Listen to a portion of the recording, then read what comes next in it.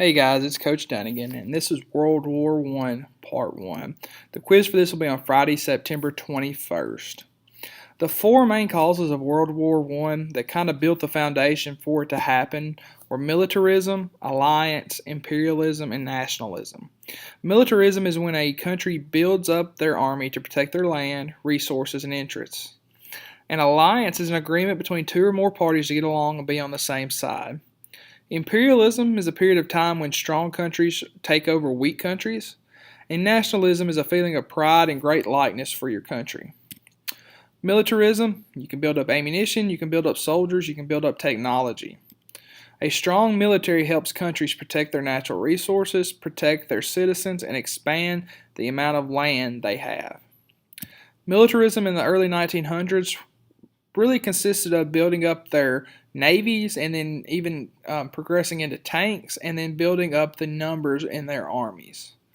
So breaking it down, military means army. Ism is the act of doing something. So militarism is the act of building up an army and that being your primary focus. The A is alliances. Countries wanted to make sure they had friends to fight with, so European countries entered into alliances in the early 1900s. Alliances are really when a country tells another country they'll be on the same side if a war breaks out. And in class, we talked about how if I said we're going to have a kickball tournament, you would already in your head have an idea of who you wanted to be on your team. So you're making alliances that way. This is just an example, and we'll do more in class tomorrow over how the alliances were kind of broken down. On one side you have Russia and France and Britain. That's the Triple Entente. On the other side you have Italy, Austria-Hungary, and Germany. That's the Triple Alliance. Imperialism. With all of this nationalism and militarism, countries also started to believe that they deserved more land so they could have more resources for their awesome country. Many European countries started to take over land all over the world. And taking over another country or group of people's land is imperialism. We really talked about this when we talked about the Spanish-American War and how Spain had Guam and the Philippines and Cuba and Puerto Rico, and the U.S. kind of wanted to stop that and start doing imperialism for themselves. Many European countries started empires by colonizing countries all over the world. European countries mainly colonized Africa in the 1800s and early 1900s, and remember that imperialism sounds very similar to the word empire. Here is an imperial Africa. As you can see, there's only two spots in the right and the left side of the country of or the continent of Africa that are independent. That means they're not controlled by any European power. The rest are owned either by France, Britain, Portugal, Germany, Belgium, Spain, or Italy. So they were making a very big imperial play in Africa during this time. And the final reason is nationalism. If we break that down, national is a group of people or a country. Ism is the act of doing something. So nationalism is the act of having pride for your country. Examples of nationalism are the ornate dress. You can see this guy in his military uniform that looks very, very posh. It's very formal, and photos, and when we got to photos, but portraits would be made of this person and hung up all around the Capitol and all around important buildings to build that national pride.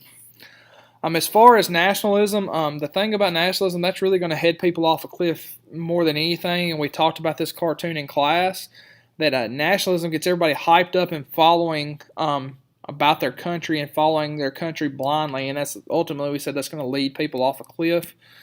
Some examples of moderate nationalism that aren't too bad are a country's flag, a country's sports team. So we talked about Kim Jong-il and his portrait that's almost back to this guy right here. It's kind of similar. And then you've got a propaganda poster from China. Some things we don't think about is our songs that we sing. We sing the Star Spangled Banner, God Bless the USA, God Bless America, and I even played in class for many of you, America the Beautiful. So that's just a verse from there that shows really gets nationalism. But because of the militarism, the alliances, the imperialism, and the nationalism, countries are going to feel like they can fight. Countries with a lot of nationalism many times think they're better than other countries. Not only do they think they're better, but they have weapons, and so they're not afraid to help their country or show the world just how strong they are. So European countries in the early 1900s had a lot of nationalism, had strong armies, and were in alliances in case a war broke out. So what's ultimately going to happen is war is going to break out. So in class, I kind of told you that if we go all the way back to the very beginning and we look at these four things, militarism, alliance, imperialism, and nationalism, that those were like the dominoes we're setting up in a room and making a design. That we're setting all these up piece by piece over a period of time. And then we're looking for that one event that's going to make the first domino fall. And so we're going to find that right here. World War I is going to break out over one event. On June 28th, 1914, Archduke Franz Ferdinand, the heir to the Austro-Hungarian Empire, was shot and killed by Princess Gisip from Serbia.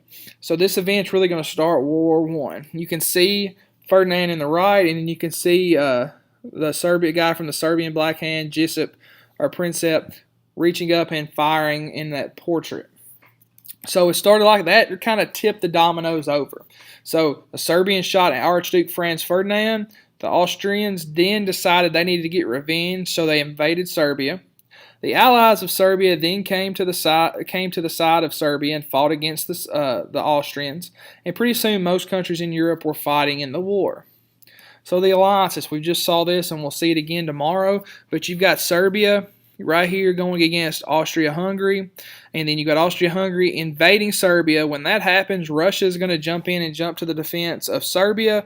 When Russia jumps to the defense of Serbia, Germany and Italy are going to jump in, then France, then the Ottoman Empire, and finally Great Britain. So it is something like that. It's kind of just everything's going to fall that way. So the Allied and Central Powers, you have France, Russia, and Great Britain that are Allied powers.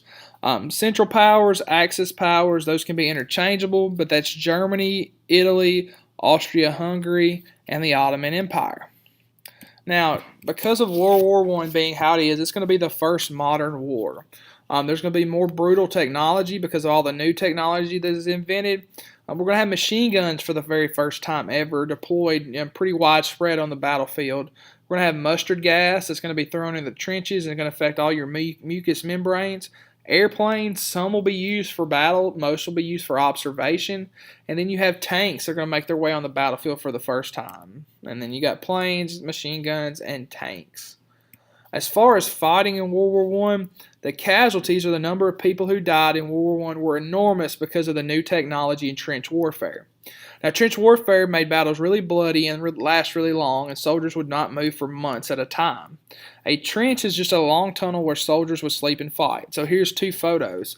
You've got one that's not that sophisticated of a trench. There's just a hole dug in like it could have been an existing ditch, and they kind of dug it out, and they're sitting there so they can kind of duck in there and be kind of safe. But in the bottom right, you've got a more ornate, a more sophisticated, more complicated. You've got stairs. You've got like a little bridgeway that you go under, and you could hide under from rain. But the thing about these were disgusting.